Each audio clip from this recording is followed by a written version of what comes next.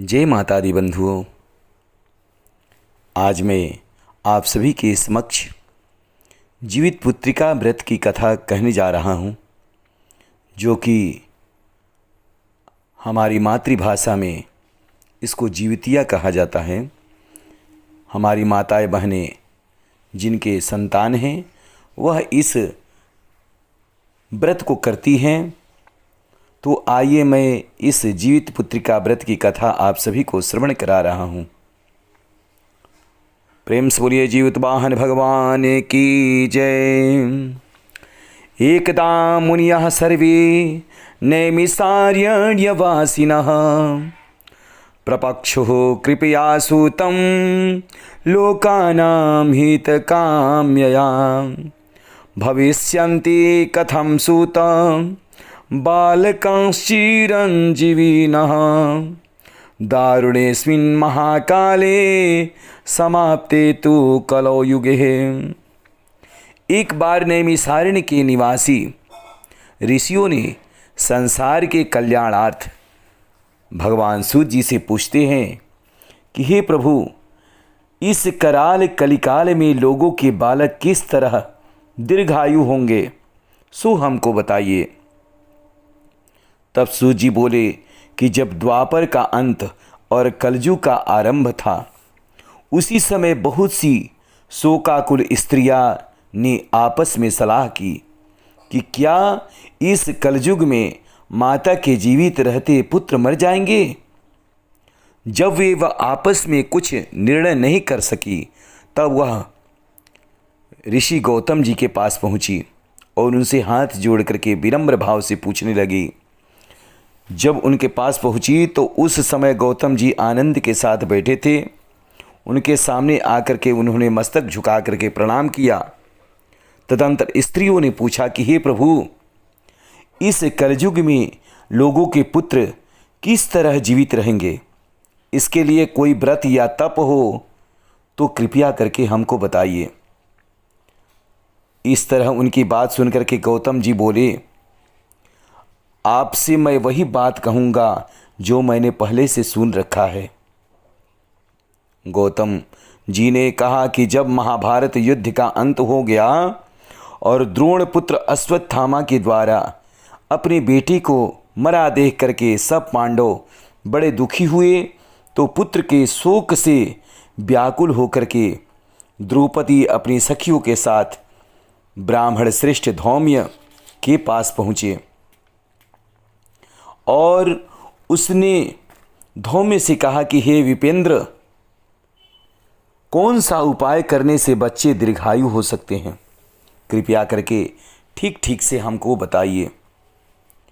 धौम्य बोले कि सतयुग में सत्य वचन बोलने वाला, सत्य आचरण करने वाला समदर्शी जीवितवाहन नाम के एक राजा थे। एक बार वह अपनी स्त्री के साथ अपने ससुराल गए और वहीं पर रहने लगे।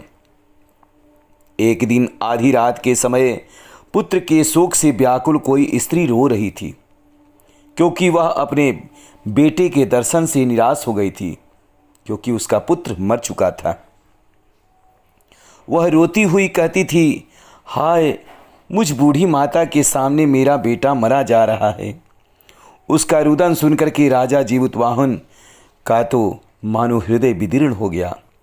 वह तत्काल उस स्त्री के पास गए और उससे पूछने लगे कि हे माता, आप क्यों रो रही हैं, तुम्हारा बेटा कैसे मर रहा है।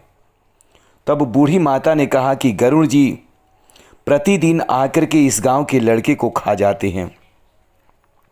सो इस पर दयालु राजा ने कहा कि माता, अब तुम रो मत, आनंद से बैठो, मैं तुम्हारे बच्चे को बचाने का यत्न कर रहा हूँ। ऐसा कहकर के राजा उस स्थान पर गए जहाँ गरुड़ जी आकर के प्रतिदिन मांस खाया करते थे। उसी समय गरुड़ जी भी उस पर टूट पड़े और मांस खाने लगे। जब अतिशय तेजस्वी गरुड़ ने राजा का बायां हाथ खा गया, तो झटपट राजा ने अपना दाहिना हाथ फेर करके गरुड़ जी के सामने रख दिए। यह देखकर कि गरुड़ जी बड़ा अचंभित हो गए। कहा कि तुम कौन हो देवता हो या क्या हो, कौन हो तुम, मनुष्य तो नहीं जान पड़ते हो। अच्छा होगा अपना जन्म और कुल बता दोगे तो। पीड़ा से व्याकुल मन वाले राजा ने कहा कि हे पक्षीराज, इस तरह के प्रश्न करना व्यर्थ हैं, तुम अपनी इच्छा भर मेरा मांस खाओ। यह सुनकर के गरुड़ जी रुक गए और बड़े आदर से राजा के जन्म और कुल की बात पूछने लगे। तब राजा ने कहा कि मेरी माता का नाम है सैव्या और मेरे पिताजी का नाम है शालिवाहन। सूर्य वंश में जन्मा हुआ हूँ और जीवितवाहन मेरा नाम है। राजा की दयालुता देख करके गरुड़ ने कहा कि हे महाभाग, तुम्हारे मन में जो अभिलाषा हो वह वर मांग लो। राजा ने कहा हे पक्षीराज, यदि आप मुझ पर इतनी दया कर रहे हैं, मुझे वर देना चाहते हैं, तो यही वर दीजिए कि आपने अब तक जिन प्राणियों को खाया है वे सब जीवित हो जाए। हे स्वामीन, अब से आप यहाँ बालक को न खाए और कोई ऐसा उपाय करे कि जहाँ जो उत्पन्न हो वे लोग बहुत दिनों तक जीवित रहे। धौम्य ने कहा कि पक्षीराज गरुड़ राजा को वरदान देकर के स्वयं अमृत के लिए नागलोक चले गए। वहाँ से अमृत ला करके उन्होंने उन मरे हुए मनुष्य के हड्डियों पर बरसाया। ऐसा करने से सब लोग जीवित हो गए। जिनको कि पहले गरुड़ ने खाया था वो भी जीवित हो गए। राजा के त्याग और गरुड़ की कृपा से वहाँ वाले बहुत कष्ट उन लोगों का दूर हो गया, कष्ट दूर हो गया। उस समय राजा के शरीर की शोभा दुगनी हो गई थी। राजा की दयालुता देख करके गरुड़ ने फिर कहा कि मैं संसार के कल्याणार्थ एक और वरदान दूंगा। आज आश्विन कृष्ण सप्तमी से रहित शुभ अष्टमी तिथि है। आज ही तुमने यहाँ की प्रजा को जीवन दान दिया है।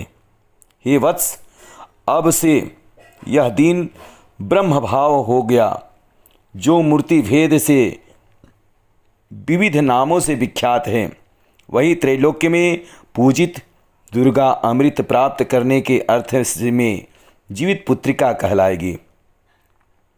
इस व्रत का नाम जीवित पुत्रिका व्रत कहलाती है।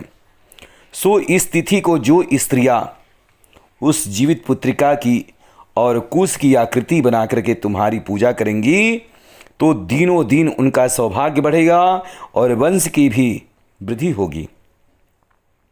हे महाभाग, इस विषय में विचार करने की भी आवश्यकता नहीं है। हे राजन, सप्तमी से रहित और उदया तिथि की अष्टमी को व्रत करे, यानी सप्तमी विद्ध अष्टमी जिस दिन हो उस दिन व्रत न कर शुद्ध अष्टमी को व्रत करे और नवमी में पारण करे। यदि इस पर ध्यान न दिया गया तो फल नष्ट हो जाएगा और सौभाग्य तो अवश्य नष्ट हो जाएगा। जीवित वाहन को इस तरह का वरदान दे करके गरुड़ वैकुंठ धाम को चले गए और राजा भी अपनी पत्नी के साथ अपने नगर को वापस चले आए। धौम्य द्रौपदी से कहते हैं कि हे देवी, मैंने यह अतिशय दुर्लभ व्रत तुमको बतलाया है। इस व्रत को करने से बच्चे दीर्घायु होते हैं।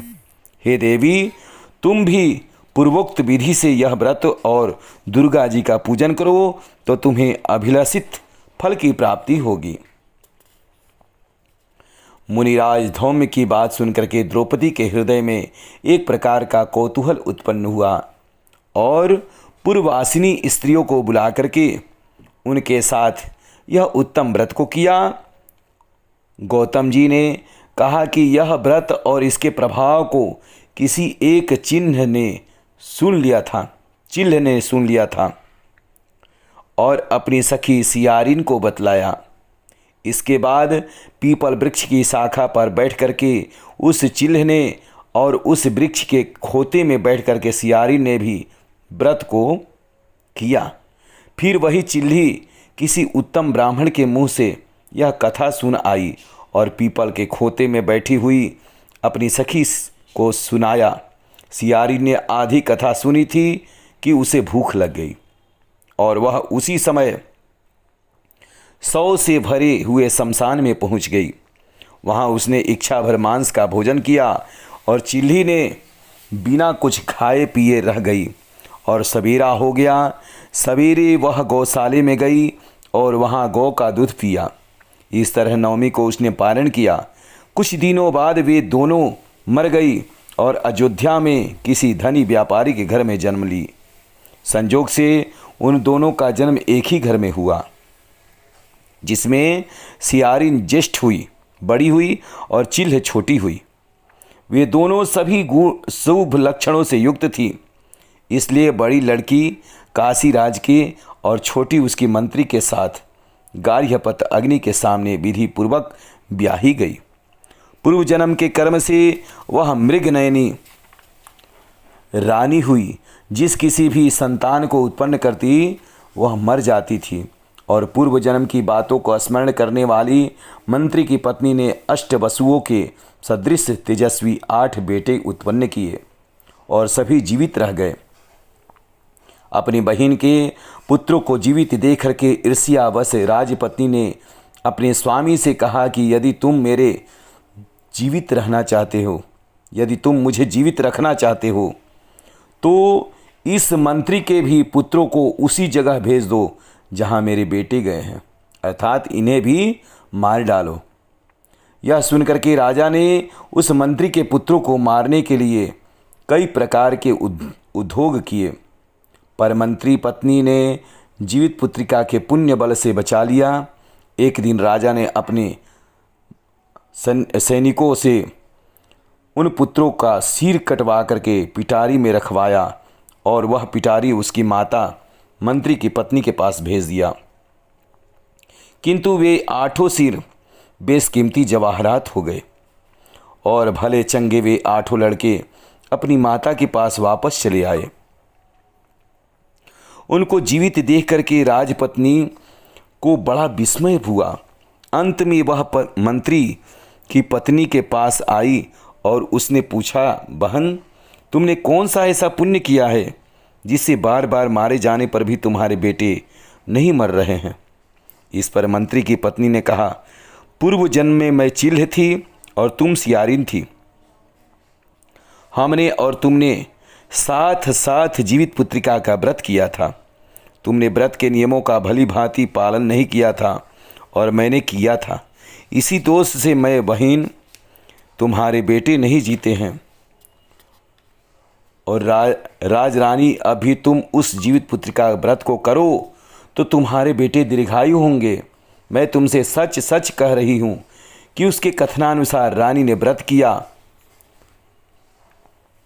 भविष्यन्ति महाभागे सत्यम सत्यम वदामि ते, सा तस्वाश्वचः श्रुत्वा चकारं व्रत उत्तमं जीवपुत्रं तदारभ्यं तस्या पुत्रा सुशोभना पृथिव्यां बहुसो जाता क्षिति पाश्चीर जीविनः।